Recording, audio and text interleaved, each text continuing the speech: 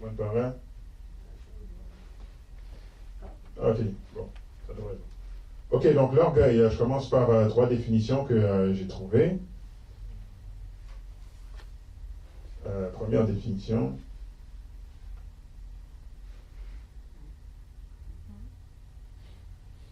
Ok.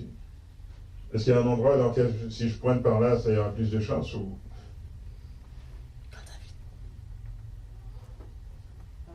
Ah, ok. Bon. Ok, donc première définition, dictionnaire Le Robert. Donc, opinion très avantageuse qu'une personne a de sa propre valeur aux dépens de la considération due à autrui. Le Larousse dit l'orgueil, c'est sentiment exagéré de sa propre valeur, estime excessive de soi-même, qui porte à se mettre au-dessus des autres. Et Wikipédia ici, l'orgueil est une opinion très avantageuse, le plus souvent exagérée qu'on a de sa valeur personnelle, mais au dépend de la considération due à autrui, à la différence de la fierté qui n'a nul besoin de se mesurer à l'autre, ni de le rabaisser. Donc vous voyez ce qui vient dans les trois définitions, c'est voir sa personne au-dessus des autres. C'est ça qui revient à chaque fois. Donc il n'y a pas de mal à avoir une bonne perception de soi-même, mais quelle est la place des autres dans notre perception de notre environnement? Prochaine. Donc, différence entre l'orgueil et la confiance, ou donc l'orgueil et l'assurance. Si je dis, par exemple, je suis confiant que ma fille va aimer le cadeau que j'ai pour sa fête. Il n'y a rien d'orgueilleux là-dedans. Je connais ma fille depuis qu'elle est née, je pense qu'elle va aimer telle chose et je vais acheter le cadeau en conséquence. Donc, je ne vais pas aller acheter le cadeau timidement, je vais aller avec assurance au magasin, puis choisir, puis c'est ça qu'elle va aimer. Okay? Par contre, si je dis, si on fait une course de 100 mètres, hein, je vous bats tous de 10 mètres minimum. Ça, c'est de l'orgueil parce que je fais juste assumer que je suis le plus rapide ici, mais je ne sais pas, peut-être que Réginald, il pratiquait pour les Olympiques il y a 4 ans, puis finalement, il a décidé de faire autre chose. Je ne sais pas, peut-être qu'il ne m'en a jamais parlé. Peut-être qu'il y a quelqu'un d'autre ici qui est super athlétique et j'ai aucune idée. Je fais juste assumer que je suis le plus rapide ici parce que, n'est-ce pas? Ça, c'est de l'orgueil. Ça, c'est de l'orgueil. Donc, c'est une assurance au-delà, sans même considérer qu'est-ce qui pourrait être la réalité des autres. Prochaine. Prochaine slide, s'il vous plaît. Ok. Ouais, je vais laisser ça. Juste vous demander de changer parce que ça ne fonctionne pas.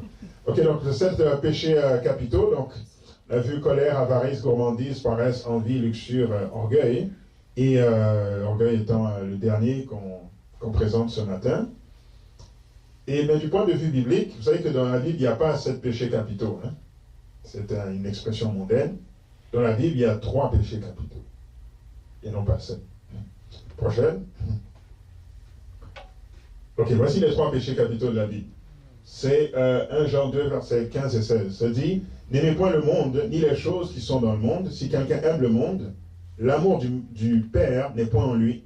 Car tout ce qui est dans le monde, la convoitise de la chair, la convoitise des yeux, et l'orgueil de la vie ne vient point du Père, mais vient du monde. Donc ça, ce sont les 3 péchés capitaux de la vie. La convoitise de la chair, la convoitise des yeux et l'orgueil de la vie. Tout péché qui existe est une combinaison d'un de ces 3-là. Absolument tout. Prochaine. Donc là, j'ai mis l'exemple des couleurs. Là, nous avons un écran qui fonctionne avec des pixels. Vous savez que les pixels, il y a juste 3 couleurs, n'est-ce pas? Vert, bleu, rouge. Et avec ces 3-là, on fait, en combinaison ces 3-là à différents degrés, on fait toutes les couleurs qui existent. Mais pour le péché, c'est la même chose. Orgueil de la vie, convoitise de la chair, convoitise des yeux et l'orgueil de la vie. Avec ces 3-là, on fait les 7 péchés capitaux, puis on fait la liste illimitée, n'est-ce pas, du mal que l'on peut faire sur cette terre. Donc ça, c'est avec les écrans, prochaine, ou avec la peinture aussi, on fait la même chose, sauf que ce sont des combinaisons différentes. Et les usines de fabrication de pots de peinture combinent ça à la perfection pour donner toutes les teintes qui existent. Donc 3 péchés capitaux. Prochaine. Dans Genèse chapitre 3, lorsque nos premiers parents ont été tentés, l'ennemi avait bien compris ça. C'est pour ça que c'est écrit dans Genèse 3, verset 6, la femme vit que l'arbre était bon à manger. Ça, c'est la convoitise de la chair. Agréable à la vue, la convoitise des yeux, et qu'il était précieux pour ouvrir l'intelligence, l'orgueil de la vie. Elle prit de son fruit et en mangea, elle en donna aussi à son mari qui était auprès d'elle, et il en mangea. Donc, pour que la tentation soit forte, Satan a frappé sur les trois choses en même temps. C'est pour ça que son discours emmenait vers tu seras comme Dieu, ça c'est l'orgueil. Mais l'arbre a l'air bon comme tous les autres, ça c'est la vue. Et pourquoi pas manger? Peut-être qu'il y a un goût particulier, c'est ce qu'on baptise de la chair. Prochaine. Donc ça, c'est nos premiers parents qui ont échoué, n'est-ce pas? Mais quand Jésus est venu, 4000 ans plus tard, Satan, qui a compris la même technique, fait la même chose. Donc première tentation dans le désert, transforme ses pierres en pain. Donc ça c'est convoitise de la chair, donc il frappe le premier. Deuxième tentation, parce que ça il y a trois tentations. Deuxième tentation, saute du temple et les anges de Dieu vont t'attraper avant que tu te touches le sol. Ça c'est l'orgueil, parce que si tu le fais, finalement les gens vont reconnaître que tu es le Messie en voyant ce grand miracle. Donc Satan frappe le deuxième. Mais comme les deux premiers n'ont pas marché, qu'est-ce qui reste? Donc on a dit convoitise de la chair, le pain. Il reste convoitise des yeux. Donc Satan lui montre tous les royaumes du monde, toute la gloire. Comme si Jésus, créateur, pouvait être impressionné par ça, n'est-ce pas? Par toute la gloire de ce monde. Celui qui a créé les galaxies et tous les millions de mondes qui existent, tu lui montres la gloire de ce monde et comme, waouh, oui, je vais me prosterner devant toi. Donc, les mêmes trois péchés qui ont emmené nos premiers parents à pécher, ce sont les mêmes sur lesquels Jésus a eu la victoire, parce que en ayant la victoire sur ces trois-là, on a la victoire sur tout. Mais l'orgueil en particulier, c'est la racine de tout ça. C'est la racine des trois. Donc, ça j'ai mis ici, c'est la racine, c'est là que ça commence. Prochaine. L'orgueil a plusieurs défauts. Mais en fait, il n'a que des défauts. On va voir quelques-uns. Donc, un des défauts, c'est que l'orgueil n'écoute pas.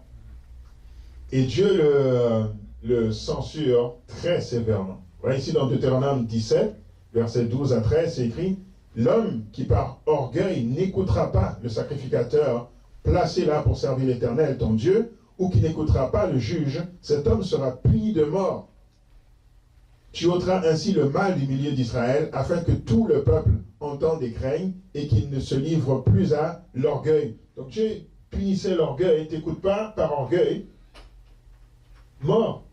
C'est quand même extrême. Il n'a pas dit, vous allez le séparer pendant 40 jours, faire réfléchir. Non, il sera puni de mort. Donc l'orgueil tue, dans ce sens-là. Tu sais qu'il y a un pont, on a passé cette phase, mais il y avait une phase au Québec où les ponts cédaient les uns après les autres. Et on en parlait souvent dans les... Hein?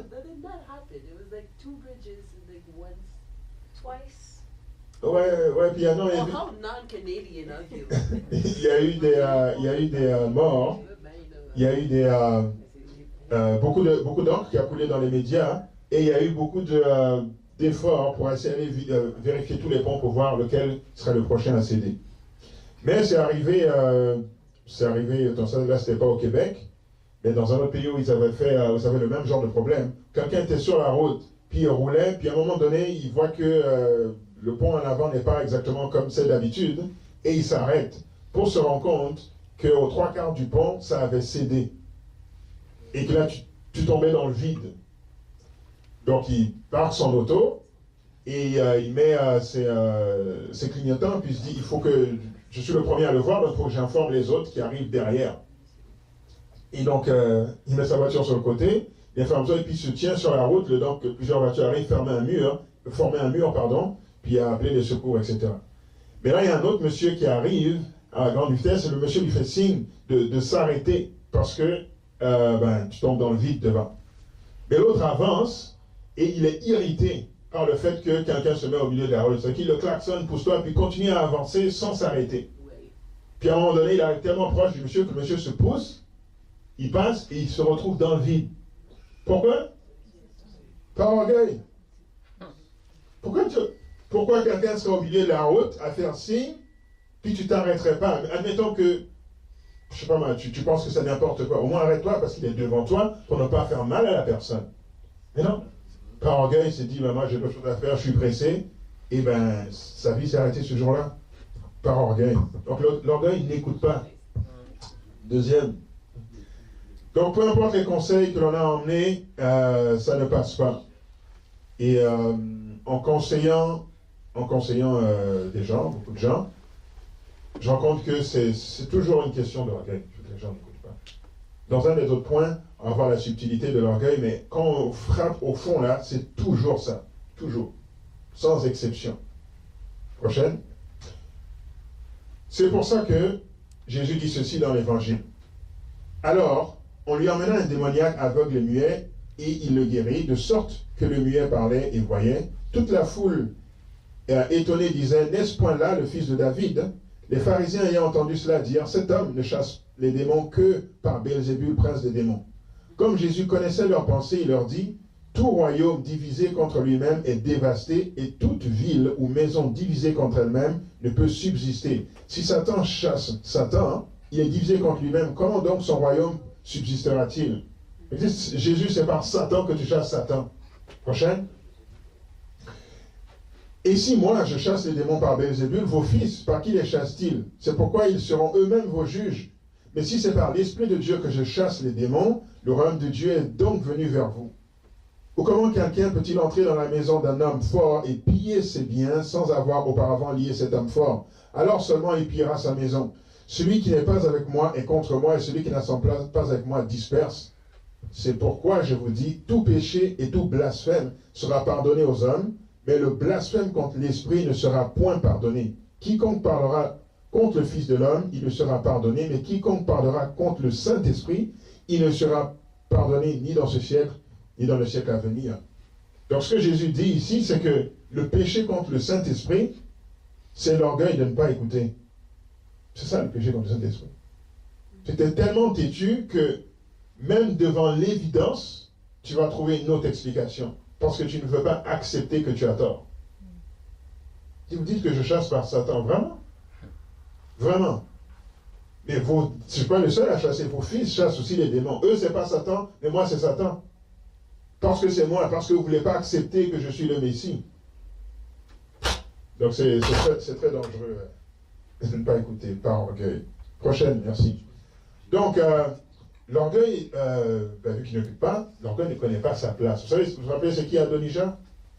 C'est qui Adonijah? Vous vous rappelez? Oui, c'est un des fils de David, un des fils du roi David. Qu'est-ce qu'il a fait, ce Adonijah?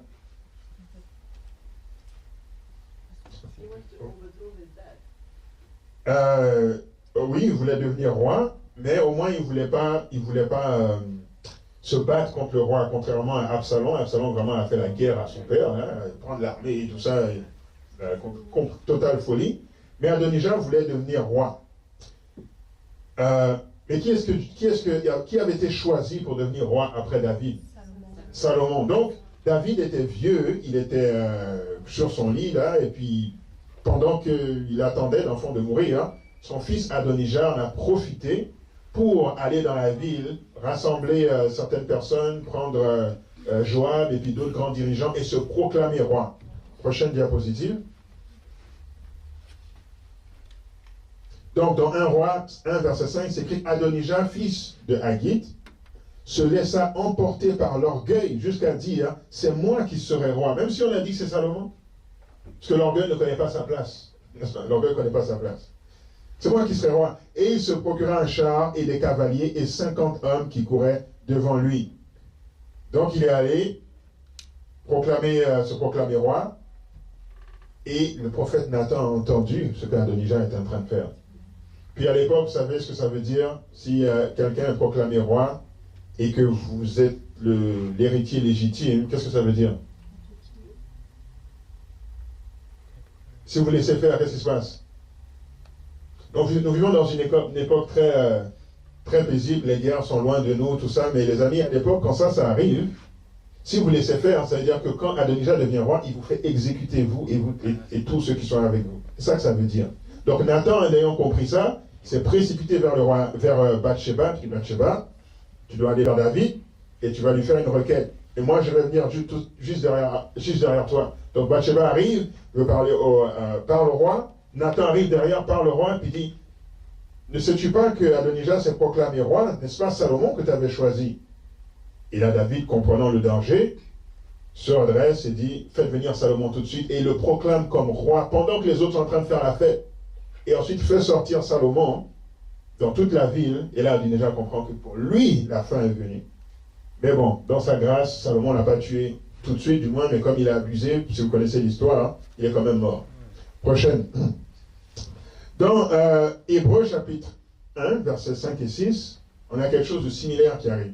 C'est écrit ici, car auquel des anges Dieu a-t-il jamais dit, tu es mon fils, je t'ai engendré aujourd'hui, et encore je serai pour lui un père, et il sera pour moi un fils. Et lorsqu'il introduit de nouveau dans le monde le premier-né, il dit que tous les anges de Dieu l'adorent. Ça, c'est, là on est en train de parler de Dieu le Père qui parle de Jésus aux autres anges.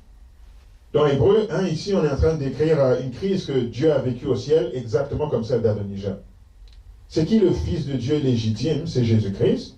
Mais il y en a un là qui s'appelle Lucifer qui part en orgueil et se dit, moi je serai roi.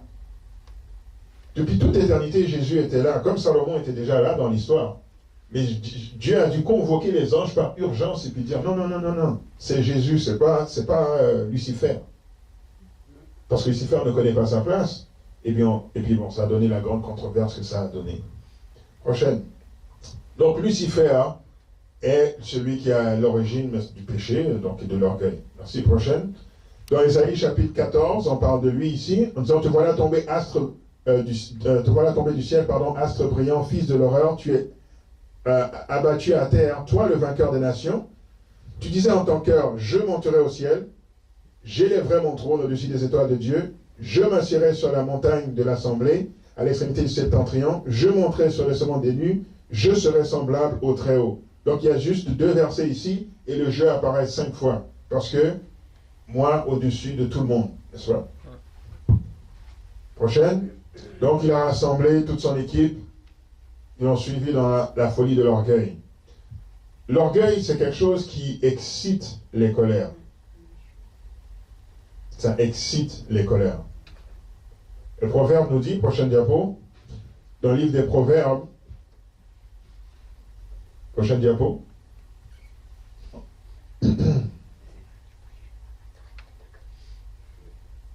Merci. Proverbe 13, verset 10. C'est seulement par l'orgueil qu'on excite des querelles, mais la sagesse est avec ceux qui écoutent les conseils. J'ai parfois écouté des clips où on montre des couples qui se disputent et on dit, ok, voici une situation typique d'un couple.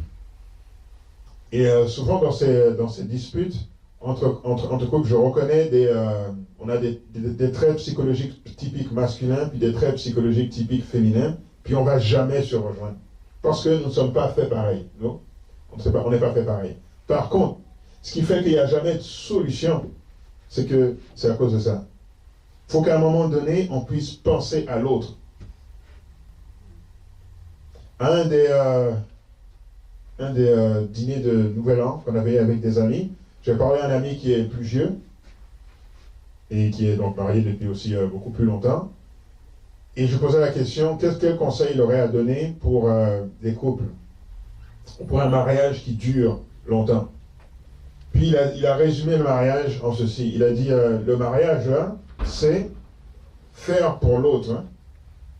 C'est faire pour l'autre ce qu'il veut que tu fasses pour lui, même si ce n'est pas ce que tu aurais voulu pour toi-même. Donc tu dois faire pour l'autre ce qui va lui faire plaisir, même si toi, ce n'est pas ce que tu aurais voulu pour toi-même. Et ça demande de considérer autrui d'une manière plus poussée que ce qu'on pourrait faire superficiellement. Donc souvent on va dire, mais moi j'aime ça, donc c'est sûr que si je lui fais ça, elle va aimer ça. Non, pas nécessairement. Donc elle va pouvoir quelque chose que moi je ne désire pas du tout, mais je le fais parce qu'elle le veut et c'est tout. Il n'y a pas d'autre raison. C'est comme ça qu'on tue les querelles. Mais si on n'est pas prêt à faire ça, il y aura toujours des querelles. Juste parce qu'on est homme et femme, c'est assez. C'est assez pour qu'il y ait des querelles. Merci. L'orgueil est subtil. L'orgueil est subtil. Prochaine diapo. Quand les gens se suicident, on dit souvent que c'est parce que ils ont une faible estime de soi. Moi, je ne suis pas D'accord. C'est pas toujours comme ça. Parfois, c'est par orgueil. C'est même souvent par orgueil. Parce qu'on est tellement accroché à quelque chose, on ne lâche pas le morceau qui nous amène dans ce désespoir-là et puis qui amène au suicide. Le cœur humain n'est pas un cœur altruiste.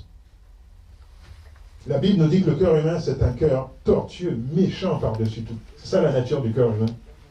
Quand on lit beaucoup de magazines de psychologie, ou en tout cas, bref, tout ce qu'on trouve dans le monde, souvent l'accent est mis sur la détresse humaine, et puis la faiblesse, puis le manque d'estime de soi. Et c'est pas ce que la parole de Dieu nous dit.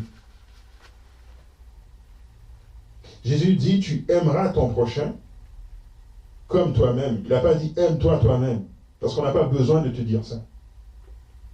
Vous voyez la différence? Tu aimeras ton prochain, tourne-toi vers l'autre, comme tu le fais déjà vers toi. Et non pas aime-toi.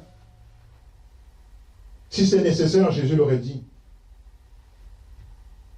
Et je pense que si on comprend ça, on peut mieux aider les personnes qui arrivent ici, là, dans cette situation. Maintenant, je ne dis pas que les gens n'ont pas vécu des traumatismes. Je ne dis pas que les gens ne souffrent pas. Je ne dis pas que, bon, on s'en fout là, écoute, juste, comment dire, move on. C'est pas ça que je dis. Mais ce que je dis, c'est que souvent on se trompe sur la racine dans le cœur. Qu'est-ce qui se passe vraiment dans le cœur? Judas s'est suicidé. Est-ce que c'était parce que manque d'estime de soi? Saül s'est suicidé. Est-ce que c'était le manque d'estime de soi? Prenez dans la Bible tous les exemples de suicide. Est-ce que vous voyez quelqu'un que c'était par altruisme, là il pense tellement il se trouve à terre que bon, met fin à sa vie? Le seul exemple que je vois dans la Bible qui a l'air d'un suicide et qui n'est pas vraiment un suicide, c'est Samson. Parce que le seul moment où il a finalement pensé aux autres, finalement pensé à faire sa mission, c'est là que ça lui a coûté sa vie. Je vous laisse réfléchir là-dessus. Prochaine diapo. L'orgueil est subtil aussi parce que, voici un des conseils ici, arrête de faire passer les autres avant soi. Conseil puissant. Arrêtez de faire passer les autres devant soi. 6 conseils puissants, pardon. Encore une fois, je vous invite à vous interroger sur la racine. Est-ce qu'on fait passer les autres ici devant soi vraiment parce qu'on est très altruiste? Ou est-ce que, je vous donne un exemple, quelqu'un fait toujours passer les autres devant soi, mais c'est parce que la personne est obsédée par l'approbation qu'elle obtient des autres. Donc elle va tellement le faire qu'elle va se brûler, et finalement, on la conseille ici de penser à elle-même. Mais elle ne fait pas ça parce qu'elle ne pense pas à elle-même, c'est parce qu'elle pense trop à elle-même. Peut-être que vous n'êtes pas d'accord avec moi ce matin. Allez voir la Bible, ce que la Bible dit. Et encore une fois, je dis ça pour aider, parce que si on comprend la racine, on tape dans le vrai problème, on résout la question. Si on croit vraiment, comme le monde le dit, que on ne s'aime pas, il n'y a pas d'orgueil, il n'y a pas de méchanceté ici, c'est là qu'on peut errer longtemps. Donc l'orgueil est subtil. Ce n'est pas parce que quelqu'un souffre qu'il est une victime. Ce n'est pas parce que quelqu'un souffre qu'il a raison. Ce n'est pas parce que quelqu'un souffre qu'il a nécessairement pas pris de bonnes décisions. Prochaine diapo. L'orgueil mène à la folie. Quand on en est à l'extrême de l'orgueil, là, c'est la folie totale. Prochaine diapo. Exemple, Lucifer encore, il lui guerre dans le ciel. Moi, pendant longtemps, j'ai eu du mal à comprendre ça. Comment tu peux faire la guerre à Dieu physiquement? Comment c'est possible? C'est celui qui parle et le soleil vient à l'existence. C'est celui qui est à l'origine de ton existence. Donc il t'a imaginé, il t'a conçu. C'est celui qui est capable de lire l'avenir. C'est celui pour qui il n'y a pas de temps. Celui qui a une puissance infinie. Ça, je me suis dit, la seule raison peut-être c'est pédagogique, je ne sais pas, c'est comme je vois mon fils qui veut se battre avec moi, donc je fais semblant de me battre avec lui pour qu'il développe ses muscles, pour qu'il sente que... Voilà. Mais l'enfant, il n'y a pas de match là, tu vois. Donc, c'est juste la folie qui peut t'emmener là. Tu es tellement orgueilleux que tu vas penser que tu peux te battre contre Dieu. Il l'a fait. Puis il va le refaire, parce que la Bible dit qu'il va le refaire. Après les 1000 ans, il va attaquer la nouvelle Jérusalem, il va le refaire. La Bible dit aussi que avant que Jésus revienne, ceux qui seront sauvés seront scellés. Donc ça veut dire qu'on a atteint un niveau de marche avec Dieu où on ne va pas reculer, peu importe ce qui se passe. Il va quand même essayer de nous séduire pour qu'on aille dans son camp, mais on est déjà scellés. Donc ça, c'est la folie de l'orgueil. C'est tant que je suis vivant, j'essaye, même s'il n'y a aucune chance. Prochaine. Donc, comment vaincre cet orgueil? 2-3 points rapidement. Philippiens chapitre 2, verset 8. Il s'est humilié lui-même, se rendant obéissant jusqu'à la mort, même jusqu'à la mort de la croix. Donc, c'est se penser aux autres extrêmes. C'est ça qui fonctionne. Vous lirez dans le livre Jésus-Christ, lorsqu'il y a cette description de l'obéissance jusqu'à même la mort de la croix. Pendant longtemps, je n'avais pas compris ça jusqu'à ce que je lise ce passage. Et ça explique que lorsque Jésus est venu dans ce monde et qu'il est mort sur la croix, moi je pensais toujours qu'il était sûr, il était sûr qu'il allait réussir, mais je pensais qu'il allait mourir sur la croix, ressusciter, et puis c'est tout. Et je ne savais pas c'était quoi le risque. Mais il y avait un risque que si le Père refuse son sacrifice, il soit éternellement séparé du Père. Je n'avais pas compris ce risque-là. Je disais, non, moi, je ne suis pas sûr que j'aurais été prêt à aller jusque-là. Peut-être la souffrance, la mort, avec l'assurance que tu vas ressusciter, mais le risque, si tu échoues, c'est fini pour toi aussi. Ça, je ne suis pas sûr que je serais prêt à aller jusque-là. Prochaine. Donc, la mort, la résurrection, enterrer le péché définitivement avec la mort de Jésus. Dans Job, chapitre 3, versets 14 à 18, c'est écrit « Dieu parle cependant tantôt d'une manière, tantôt d'une autre, et l'on n'y prend point garde. Il parle par des songes, par des visions nocturnes, quand les hommes sont livrés à un profond sommeil, quand ils sont endormis sur leur couche. Alors il leur donne des avertissements et met le sceau à ses instructions, afin de détourner l'homme du mal et de le préserver de l'orgueil. » Donc Dieu avertit, parfois par des songes ou des situations de nos vies, pour nous préserver de l'orgueil, afin de garantir son âme de la fausse et sa vie des coups du glaive. Moi, je crois quelqu'un qui rêve beaucoup. Souvent, ma femme me demande de quoi tu as rêvé. Je ne me rappelle plus de quoi tu rêves. Je rêve rarement. Je rêve, mais je ne me rappelle pas de mes rêves. Mais parfois, il y a des rêves que Dieu envoie qui nous impressionnent beaucoup. Et Dieu m'a parlé pour me préserver de l'orgueil à travers un rêve en 2019. Puis je vois que je suis avec ma famille. Puis on s'en va dans une conférence chrétienne.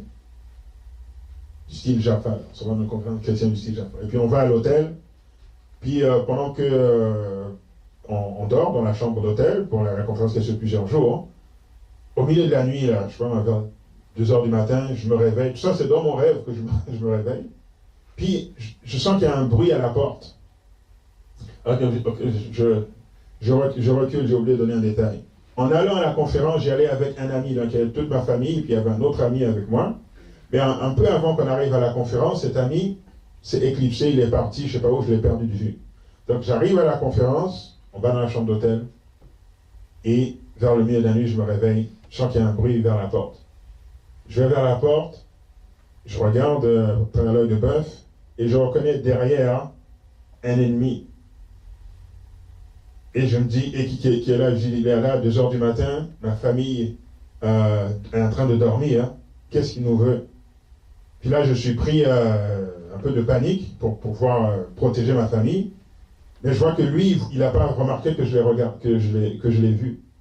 Donc, je mets doucement la main sur la porte. J'ouvre rapidement la porte. Je le fais rentrer, puis je me mets à le battre. Puis si je le bats, je le finis là. Au moins, c'est fini. Il ne pourra pas me faire mal à la famille. Donc, je me mets à le battre, je me mets à le battre. Mais à un moment donné, il arrive à s'échapper, puis il s'enfuit. Puis là, je me dis, voilà, one contre one, j'étais pas mal sûr que j'allais le... Ça, c'était comme je dis, l'assurance, pas l'orgueil, je l'assurance que j'allais le battre. Mais là, maintenant, il part. Et s'il revient à 2, à 3, s'il va prendre un gun, si je sais pas qu'est-ce qui va se passer, et là, je commence à avoir peur pour ma famille. Et là, je réveille la famille, je dis, il faut qu'on s'en aille tout de suite. Et là, je réveille toute ma famille, puis on court, puis je sais pas où on court, mais on court. Et à un moment donné, on arrive dans une forêt, puis il y a plein de... donc on est dans les bois, et là je retrouve l'ami qui nous avait quittés au départ. Et là où je le retrouve, il y a plein d'anges autour, puis je vois les anges qui volent comme en cercle, puis là on rentre au milieu du cercle, et là finalement je sens qu'on est en sécurité parce qu'on est dans les bois, puis il y a des anges qui nous protègent. Et là je vais parler à mon ami, et puis je lui dis, mais pourquoi tu nous as laissés, pourquoi tu es parti? Et puis là il me dit, Berbou, je pensais que tu avais vu. Puis là je dis, t'as vu quoi? Et là le rêve s'arrête comme ça. Et là Dieu me dit, ça c'était pour me présenter, il me dit, tu manques de discernement. Ça fait un moment que tu t'éloignes de l'étude de la parole de Dieu. Ça fait un moment que tu t'éloignes de me chercher par la prière. Tu es en train de tomber dans une noirceur spirituelle. Tu commences à manquer de discernement. C'est que je t'ai envoyé ce rêve pour te montrer que ton ami là, il a discerné qu'est-ce qui se passait. Toi tu disais juste qu'on part à Jaffa, donc tu as fermé les yeux. Mais il y avait un danger là que tu n'étais pas capable de voir à cause de ton manque de discernement. Et depuis ce rêve, les amis, maintenant je suis retourné, étudier la Bible comme il faut, prier. Nuit de prière à Beersheba, tout ça, c'est à cause de tout ça. Il dit, non, Seigneur, ça ne peut pas arriver dans la vraie vie. Non. Je vais faire ce que j'ai à faire avant de me rendre là. Donc je parle. Prochaine. On termine. Comment est-ce qu'on vainc l'orgueil? Beaucoup avaient fui la persécution parmi les premiers chrétiens, oubliant que c'est en travaillant avec zèle au service de Dieu qu'on acquiert le plus de force pour résister au mal. Claudia parlait de chanter en prison, prisonnière. C'est alors qu'on fait le service envers les autres que l'on reçoit la force de combattre le mal. C'est comme ça que ça fonctionne. Donc Dieu nous met dans des situations où quand on sert les autres, on a la force de résister au mal. Donc c'est le service. C'est le service. Prochaine. Donc cette métamorphose sera possible si on prend cet esprit de Jésus, de sacrifice, de service, pour s'éloigner de l'orgueil. En conclusion, les amis, l'orgueil, c'est soi avant les autres. La solution, c'est les autres avant soi. Et l'exemple de Jésus, c'est le service, l'abandon. Il n'y a pas d'autre façon. Dernière. Donc mon appel ce matin, vous savez, la victoire sur l'orgueil, vous avez la victoire sur tout. La vie est 3 péchés capitaux, mais la racine de tout, c'est l'orgueil. Et je souhaite que vous passiez de ça à totalement altruiste avec la puissance du Saint-Esprit. Sur ce, je m'arrête là. Y a-t-il des commentaires?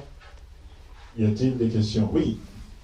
C'est quoi la définition de l'orgueil? J'ai manqué, j'avoue, je t'ai arrivé un peu. Est-ce qu'on peut remettre la diapo avec la définition, s'il vous plaît? C'était la deuxième diapo. Donc, ça disait... Ah oui, merci beaucoup. Voilà, donc, dans les 3 définitions. Opinion très avantageuse qu'une personne a de sa valeur au dépend de la considération due à autrui. Sentiment exagéré de sa propre valeur. Estime excessive de soi-même qui porte à se mettre au-dessus des autres. Et puis là aussi, bon, ça répète quelque chose de similaire ici. C'est toujours cette valeur que tu attribues à soi, ce qui est bien, mais au-delà des autres. C'est là le problème. Je demandais parce que des fois, quand je lis qu'est-ce que Dieu, la façon dont Dieu parle dans la Bible, des fois on dirait qu'il parle un peu avec pas un esprit, mais comment dire, on dirait que des fois il parle de manière hautaine. Oui. Mais quand je regarde le reste de la définition, qui dit c'est parce que c'est dépend de la considération des autres. Je comprends un peu mieux la différence entre. Oui, c'est ça. Donc Dieu ne veut pas qu'on ait un esprit timide, il veut qu'on ait de l'assurance, il veut tout ça. C'est juste, c'est quoi l'impact de ce que je fais sur les autres? C'est toujours ça la question. Oui, commentaire, question? Oui.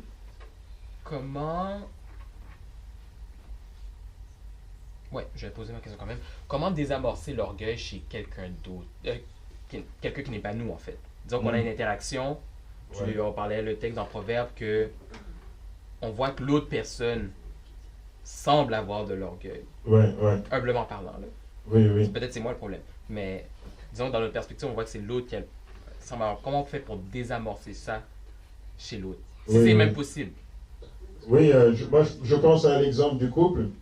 C'est lorsque tu es dans la discussion chaude la meilleure manière de désamorcer l'orgueil chez l'autre, c'est de, premièrement, soi-même s'abandonner. Donc, c'est de donner l'exemple, en fait, qui permet de baisser la température et qui ouvre la porte à l'autre de faire la même chose. Donc, je pense que c'est ça. Quand tu es dans une discussion chaude, après, quand tu n'es pas dans une discussion chaude et c'est juste une discussion avec quelqu'un, par exemple, une situation, tu as demandé qu'est-ce que tu en penses, parfois, en entendant la personne parler, tu vois que c'est l'orgueil qui l'emmène là. Puis croyez-moi, c'est toujours ça. C'est juste que ça vient sous des formes différentes. Maintenant, là, c'est comment tu peux aider la personne à comprendre ce qui se passe. Parce que parfois, la personne ne comprend pas ce qui se passe. Parfois, la personne ne comprend même pas son motif. C'est fou, mais parfois, la personne ne comprend même pas son motif. Et donc, toi, selon le discernement que tu as de la situation, c'est d'ouvrir les yeux à la personne. Parce que parfois, si on te dit les choses de telle façon, tu te dis, ah oui, vu comme ça, tu as raison. C'est pas ça que j'avais vu, mais vu comme ça, je vais prendre une autre décision. Donc Dieu nous donne la sagesse à ce moment-là. Okay. Oui? Si on se met dans une grande position, on met les autres dans une grande position aussi, mais plus petite que nous, est-ce que c'est de l'orgueil? Oui, plus petite que nous, parce que Dieu nous demande de voir les autres avant nous, au-dessus de nous. Oui? J'allais dire, c'est un peu un commentaire par rapport à sa question, puis aussi j'ai d'autres questions. Mais j'allais dire, j'ai l'impression aussi que pour désamorcer l'orgueil, il faut. Des fois, j'ai l'impression que c'est parce que la personne a besoin d'écoute. Oui. Et tant que son point elle sent pas que son point a été écouté, elle va insister pour que. Excellent, oui. Fait que c'est plus ça que j'aurais rajouté aussi, mais. Oui. C'est s'assurer que tu as montré à l'autre que tu l'as compris avant de venir avec. Parce que si l'autre pense que tu ne l'as pas compris, peu importe ce que tu dis, il est fermé. Oui. Mais dans le cas du suicide, comme Oui. tu as dit que la racine du suicide, c'est l'orgueil. Alors, je ne dis pas que c'est toujours l'orgueil. Parfois, ça peut être autre chose. Mais ce que je dis, c'est que souvent, c'est l'orgueil. Ok, mais dans ce cas-ci, comment aider la personne? Ben, si je rejoins la question originale, que tu as comme répondu dans le cadre d'un couple, Oui. dans le cas de quelqu'un qui a envie de se suicider, qu'on sent que la racine, c'est l'orgueil. Comment accompagner la personne à ce moment-là aussi? Moi, souvent le suicide surprend les gens, n'est-ce pas? Donc moi, je parle ici avec le recul, mais trop tard. Parce que justement, j'ai un ami qui s'est suicidé, et quand il s'est suicidé, c'est après que j'ai fait 1+1, puis que j'ai commencé à comprendre les différentes choses que l'on avait vécues. Et maintenant, avec le recul, c'était de comprendre...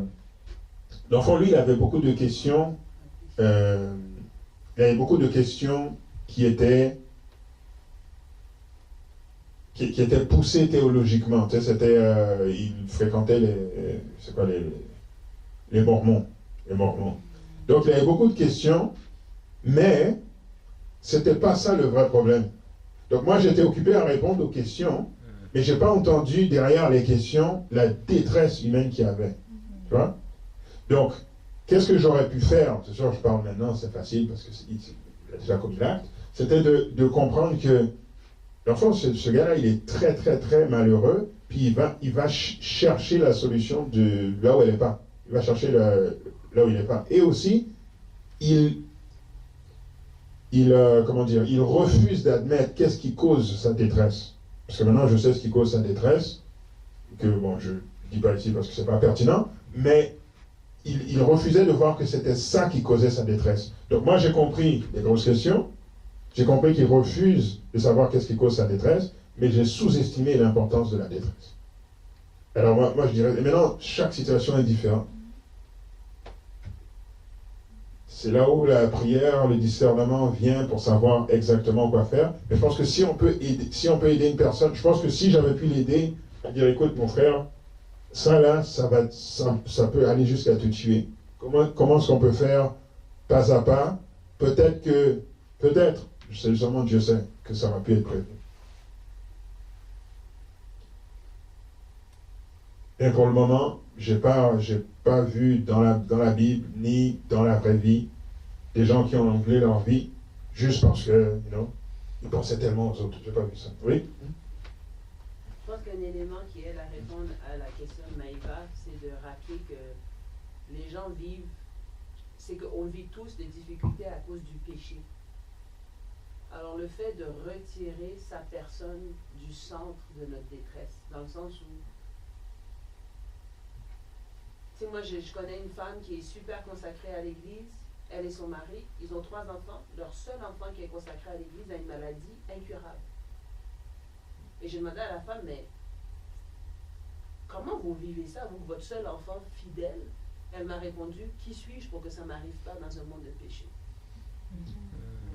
Puis le fait de s'enlever du centre du problème, puis de dire, mais tout le monde vit des difficultés et personne ne mérite ça. Et ça n'a rien à voir avec nous, en fait, parce que souvent, moi, mes amis qui ont fait des tentatives, c'était la honte de vivre ces problématiques en public.